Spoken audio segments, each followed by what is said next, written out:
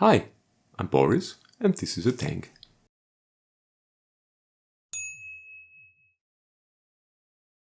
To be more specific, it's Meng's Leopard 1A5 and today I'm going to cut it up, paint it up and brush it up. Get it?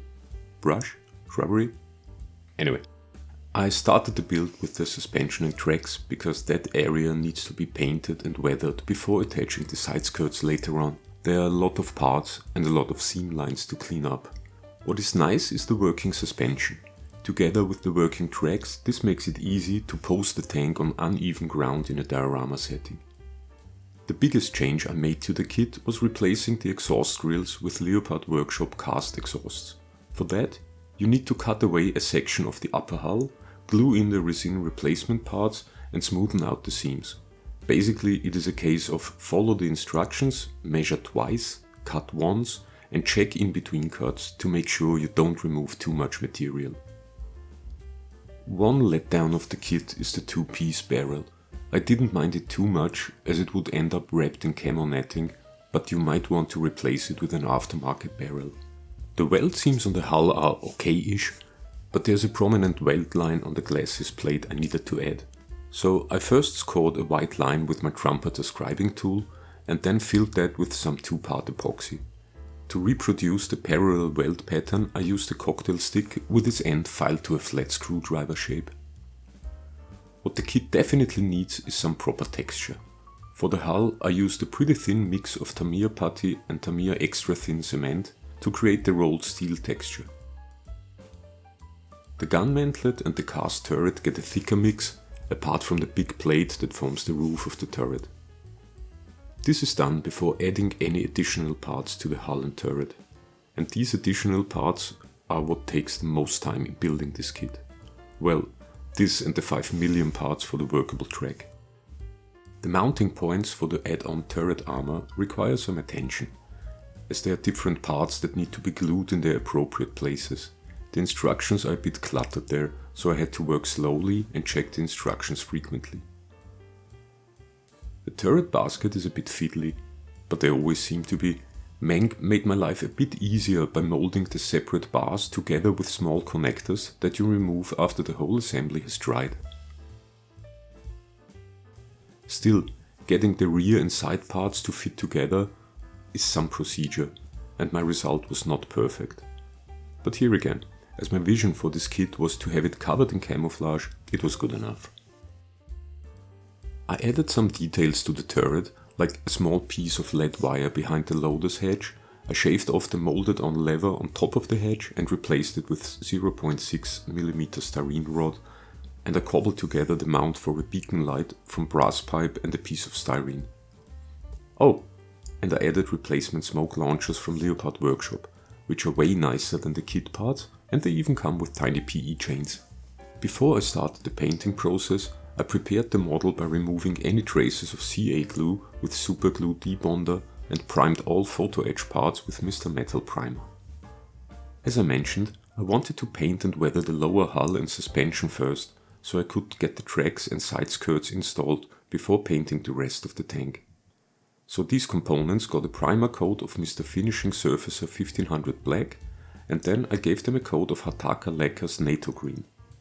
I do like Hataka's interpretation of these NATO colors, and the lacquers spray really nicely thinned with Mr. Color Leveling Thinner. I sprayed the sides of the turret at the same time and then proceeded to fix the turret armor skirts. Meng molded these in a soft rubber and attaching them to the turret just sucked. For some reason they do not react well to CA glue, completely ignoring the instant part in instant glue. Anyway, the rubber portions of the road wheels and tracks were painted with Vallejo black grey, and then I started applying the mud layer. I used AK Interactive Splatter Effect Stirred Earth for that, as I liked the texture of that product. I first stippled it on using the nastiest brush I could find, concentrating on the lower sides and the corners. Next, I blended it in using a soft brush and tap water. These acrylic texture products dry pretty fast, but if you start the blending process within a couple of minutes, it will be fine. For the next step, I mixed up some Tamiya Buff and Sky Grey to get a slightly desaturated dust color. I thinned it quite heavily with Mr. Color Leveling Thinner and started blending in the matte effects. I really do enjoy this step, as up to this point the matte effects always look a bit cheap and honestly bad. But then you add a color that works with the base paint layer, smoothen out the transitions between mud and paint, and suddenly it all makes sense. Almost therapeutic. My second favorite step in this process is adding contrast with oil washes. Here I used Abteilung 502 Sepia to add a pin wash to all the details and random streaks down the lower hull. Additionally, I gave the mud itself a pin wash to bring back definition in the mud texture. The shiny bare metal surfaces of the drive sprockets got a layer of Vallejo silver, and here it's important to paint the inner sides of the teeth, not the outer sides.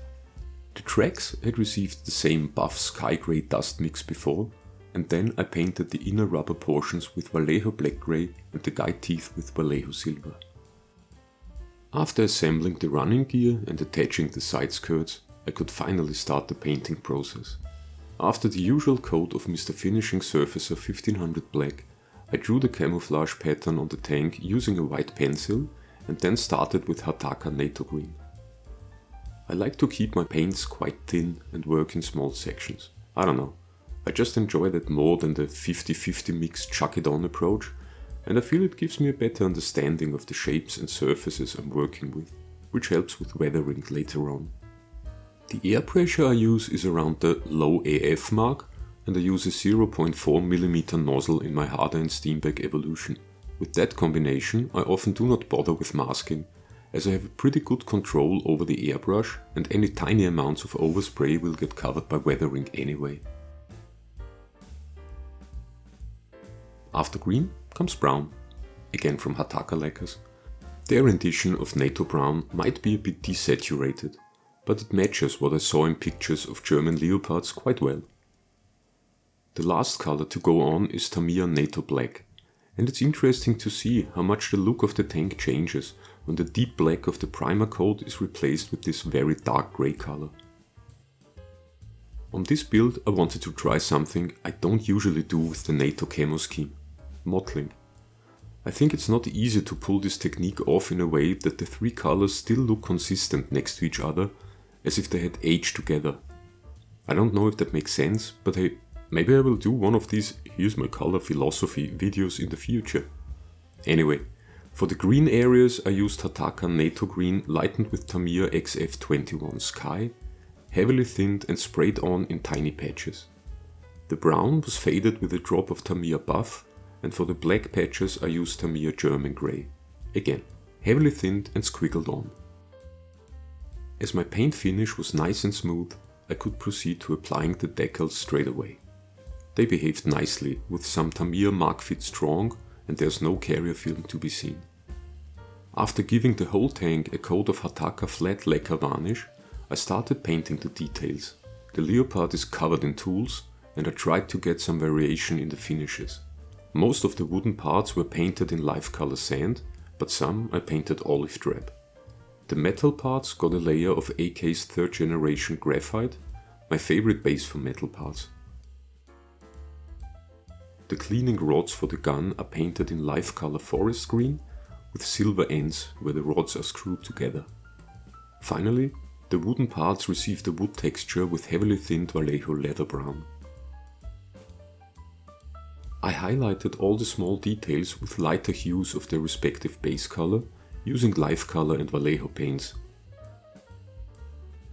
That's when the surface really starts to pop, maybe even looking a bit exaggerated, but that will go away in the next step. When dealing with a 3-tone paint scheme, it can be tricky to pick the right color for a pin wash. Black will often be too stark anyway, and other colors might be too light or too dark for parts of the camouflage. For this tank I found Abteilung 502 Sepia a good choice, but I mixed in a bit of black oil paint for the pin wash on the NATO black areas. I followed my routine of not following a routine, where I blend some of the washes immediately while leaving other sections to dry off for a while, spreading the wash around to create grime and dirt in one place while keeping other places relatively clean. What I'm trying to accomplish by that is to prevent obvious patterns in my weathering. This is also helped by speckling the surfaces with diluted oil paint. Here I used Starship Filth and again sepia. Now for this edition of I have no idea what I'm doing. My vision for this build was to create a tank with camo netting and natural camouflage all around its turret. Okay, it was not only my vision, it's literally the first image you will find when you Google Leopard 1. To create the camo net, I used gauze I dipped in watered down acrylic paint. You can pick a very dark color here, as it will dry considerably lighter. After I soaked the gauze, I spread it on a flat surface, soaked away the excess paint and left it to dry. Once the gauze is dried, it becomes pretty stiff, but you can always soften it temporarily with a bit of tap water. I started with thin strips I wrapped around the barrel, fixed with thin CA glue. It's okay to be a bit messy here, and small imperfections can be touched up later. On the turret, I used small pieces roughly 2 by 3 cm in size, as I found it much easier to position a couple of small pieces instead of one big chunk of gauze. In the end, no one will notice. Here again, I made the gauze more pliable by wetting it with tap water. You just have to be careful to not apply the CA glue onto the still wet camo netting, otherwise the glue might instantly bloom out and leave some ugly white marks. Ask me how I know. For the natural camouflage material, aka branches, I used a product from Diorama Presepe.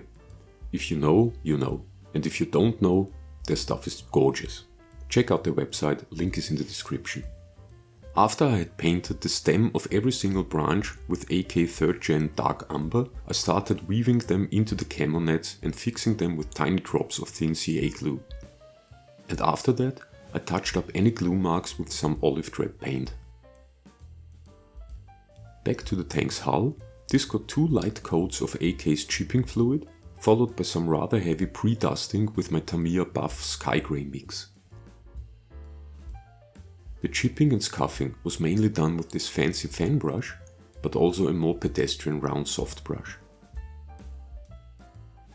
To enhance the dust effects and give them a more layered appearance, I used Abteilung 502 Buff oil paint mixed with a tiny bit of sepia, which I applied undiluted to the bottom of the side skirts before streaking it with a soft brush moistened with odorless thinner.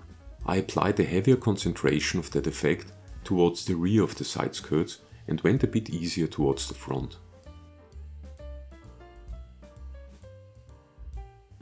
While I had the oils out, I added some heavier shading to the metal parts of the tools, again using sepia. Thinking about it, I tend to use the same colors for lots of different effects, and I guess it makes sense to keep the color palette somewhat limited for a more unified result. To finish off the side skirts, they first got another sepia pin wash in selected places, mainly to re-establish separation between components which got blurred during the whole dusting process. And with another round of speckling, they were done. The rear hull received a more substantial speckling treatment. Here I used Ammo by MIG Pigments Europe Earth mixed with Pigment Fixer to reproduce the mess often seen in this area, and I accelerated the drying process by blowing air through my airbrush. And finally, the soft pencil came out for some selected shiny metal edges, and gunmetal pigments for the turret machine gun completed the weathering process. All that is left to do now is to plop on the amber beacon light, which is actually a cool product made by Accurate Armor. It's cast in a clear orange resin, and it even has the silver mirror cast into it. And that's it. While not as bushy as the reference picture that inspired it, I'm quite happy with the result.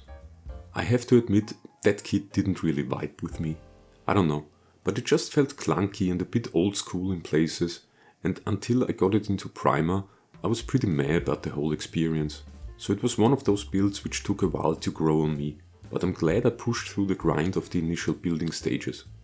And I feel I learned some new things along the way, and that's always nice. Thank you so much for watching this video, I hope you enjoyed it. If you did, or if you simply enjoy pressing buttons, please consider leaving a like or a comment, subscribe, share, All of this would help me grow the channel and do more plastic silliness in the future. Thanks again, and I see you in the next video.